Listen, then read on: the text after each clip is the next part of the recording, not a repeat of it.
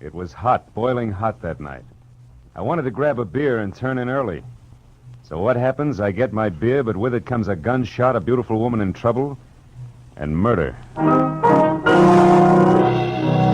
From the pen of Raymond Chandler, outstanding author of crime mystery, CBS presents his most famous character, brought to you now in The Adventures of Philip Marlowe.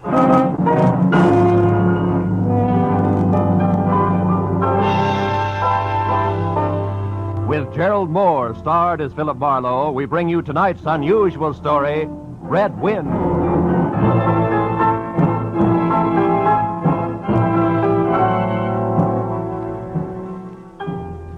There was a rough desert wind blowing into Los Angeles that evening. It was one of those hot, dry Santa Anas that come down through the mountain passes and curl your hair and make your nerves jump and your skin itch. On nights like that, every booze party ends in a fight, and meek little housewives feel the edge of a carving knife and study their husbands' necks. Anything can happen when the Santa Ana blows in from the desert. I closed up my office early. I got tired of reading Philip Marlowe, private investigator, backwards on the ground glass of my office door. So I locked up and decided a nice cold beer would taste good before I went up to my apartment. Fill her up again, Mr. Marlin? Marlowe. Marlin. Yeah, Marlin's a fish. Yeah, I know. Marlin's also the name of a lady on the radio. Marlin, Mary the Story. Yeah, my wife listens to it. Yeah, good for her. Hey, you partner. Another ride. Yeah, that drunk again. What do you expect in this business? Autograph hounds? Make it snappy. You hear? Be right with you, sport. Gotta draw this man a beer. Crying out loud, these stumblebums. Hey, Bud. You got another customer, Bacchus? Hey, Bud, you seen a lady in here lately? A lady? Tall, good-looking, brown hair, a print bolero jacket, and a blue silk dress. No, sir. No, sir. Nobody like that, Spinian. All right, straight scotch, fast. Yes, sir. Yes, sir. As the man drank, I noticed the drunk was grinning at him. And then, without changing his grin, the drunk swept a gun from somewhere so fast it was just a blur coming out. Made a couple of hard snaps and a little smoke, buried with You other guys, don't move.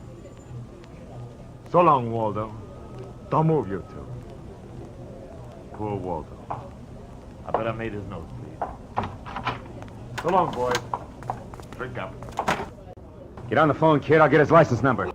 Holy smoke. Too late. He drove away in the dead guy's car. Maybe he ain't dead. No, he's dead, all right. Oh. That guy was using a .22 target pistol. Yeah. When they use that kind of gun, they don't make mistakes. Where's your phone? This is for the police.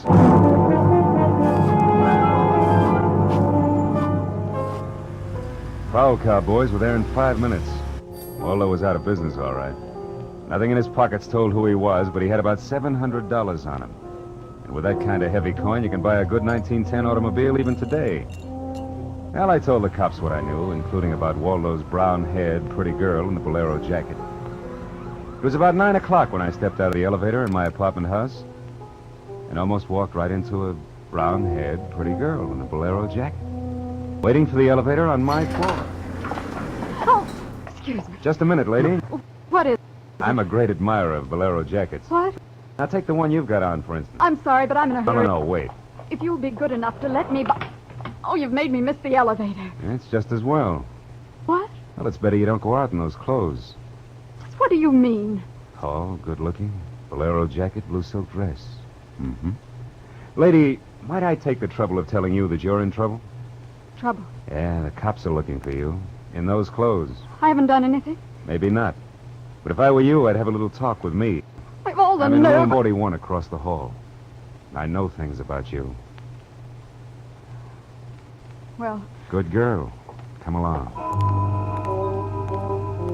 It took a firm grip on her arm, but I managed to get her to my room. I rustled up some drinks, but when I turned to give her hers, I saw she